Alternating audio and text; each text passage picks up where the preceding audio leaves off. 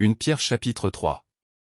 Femmes, soyez de même soumises à vos maris, afin que, si quelques-uns n'obéissent point à la parole, ils soient gagnés sans parole par la conduite de leurs femmes. En voyant votre manière de vivre chaste et réservée.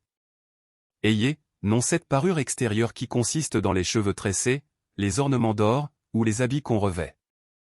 Mais la parure intérieure est cachée dans le cœur, la pureté incorruptible d'un esprit doux et paisible, qui est d'un grand prix devant Dieu. Ainsi se paraient autrefois les saintes femmes qui espéraient en Dieu, soumises à leur mari. Comme Sarah, qui obéissait à Abraham et l'appelait son Seigneur. C'est d'elle que vous êtes devenues les filles, en faisant ce qui est bien, sans vous laisser troubler par aucune crainte. Marie, montrez à votre tour de la sagesse dans vos rapports avec vos femmes, comme avec un sexe plus faible, honorez-les, comme devant aussi hériter avec vous de la grâce de la vie. Qu'il en soit ainsi, afin que rien ne vienne faire obstacle à vos prières. Enfin, soyez tous animés des mêmes pensées et des mêmes sentiments, pleins d'amour fraternel, de compassion, d'humilité.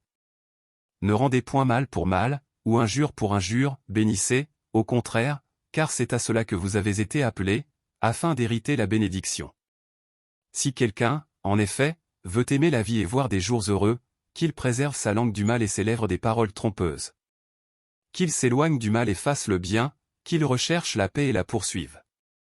Car les yeux du Seigneur sont sur les justes et ses oreilles sont attentives à leurs prières, mais la face du Seigneur est contre ceux qui font le mal.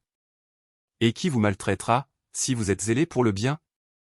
D'ailleurs, quand vous souffririez pour la justice, vous seriez heureux. N'ayez d'eux aucune crainte, et ne soyez pas troublés. Mais sanctifiez dans vos cœurs Christ le Seigneur, étant toujours prêt à vous défendre, avec douceur et respect, devant quiconque vous demande raison de l'espérance qui est en vous. Et ayant une bonne conscience, afin que, là même où ils vous calomnient comme si vous étiez des malfaiteurs, ceux qui décrient votre bonne conduite en Christ soient couverts de confusion. Car il vaut mieux souffrir, si telle est la volonté de Dieu, en faisant le bien qu'en faisant le mal.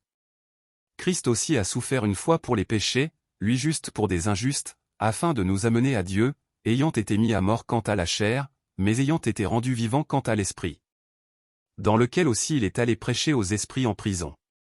Qui autrefois avait été incrédule, lorsque la patience de Dieu se prolongeait, au jour de Noé, pendant la construction de l'arche, dans laquelle un petit nombre de personnes, c'est-à-dire 8, furent sauvées à travers l'eau.